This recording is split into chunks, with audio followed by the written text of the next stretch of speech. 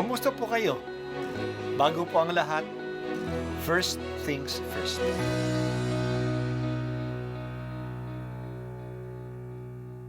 Good morning po. Sinisimulan po natin ngayon ang first things first. At dito po, tinatalakay natin sa unang bahagi ng umaga natin ay ang first readings na binabasa po sa banal na misa. Ito pong tinatalakay natin kasi madalas po kasi marami na tayong alam tungkol sa gospel readings.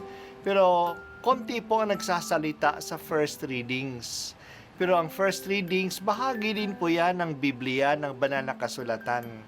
Kaya susubaybayan po natin ang mga first readings, basahin po natin at kuminsan kailangan ng basahin ng 2 o 3 beses bago maintindihan kasi hindi po tayo familiar sa mga istorya at sa mga kaisipan na tinatalakay dito.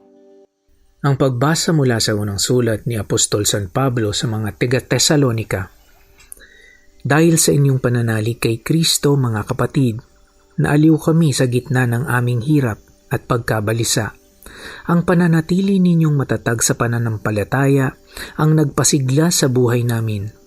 Paano kaya namin mapasasalamatan ng sapat ang Diyos sa kagalakang dulot ninyo sa amin? Mataimtim naming idinadalangin araw-gabi na kayo'y muli naming makita at matulungan sa ikagaganap ng inyong pananampalataya. Loobin nawa ng ating Diyos at Ama at ng ating Panginoong Jesucristo na makapunta kami riyan.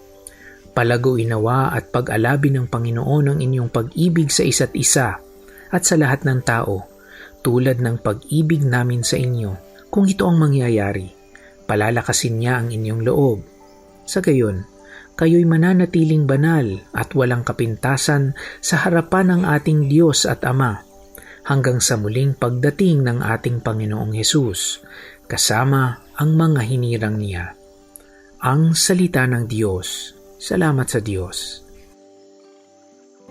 Ikinatutuwa ni Pablo ang pananampalataya ng mga taga-Tesalonika. Kahit na mayroon siyang mga kahirapan at pagkabalisa sa kanyang pagmimisyon, nawala ito kung nababalitaan niya at naalaala ang matatag na pananampalataya ng mga taga-Tesalonika. Dahil dito, lumalakas ang kanyang pananabik na makabalik uli sa Tesalonika upang makatulong pa sa kanilang pananampalataya. Magandang tumulong kung nakikita niya na sulit naman ang mga pagpapagal niya para sa kanila. Kaya ang kanyang dasal ay gustuhin ng Diyos na makabalik uli siya doon. Pero habang hindi pa ito nangyayari, idinadasal niya pag-alabi ng Diyos ang kanilang pag-ibig sa isa't isa.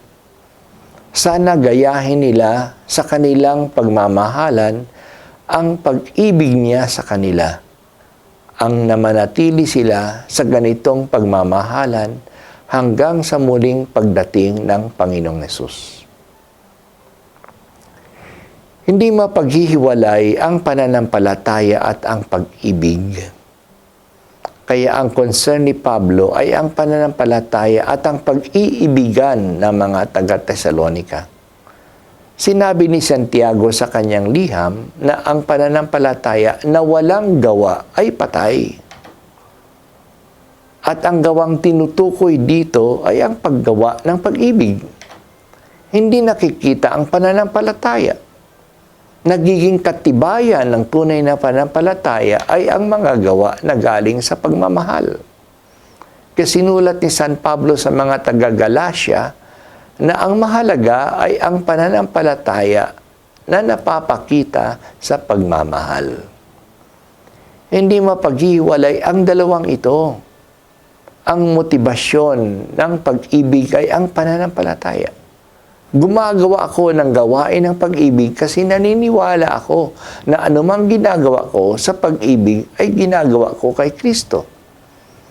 The reason for the works of love is faith. The consequence of faith is love. Tunay ang pananampalataya kasi nakikita ito sa pagmamahal sa kapwa. alang-alang sa Diyos. Naniniwala ako sa iyo, O Diyos, at naniniwala ako na mahal mo ako. Tulungan mo rin akong magmahal ng tunay sa aking kapwa. Ito po ang unang pagbasa at ako po ay si Bishop Broderick Pabilio dito sa First Things First.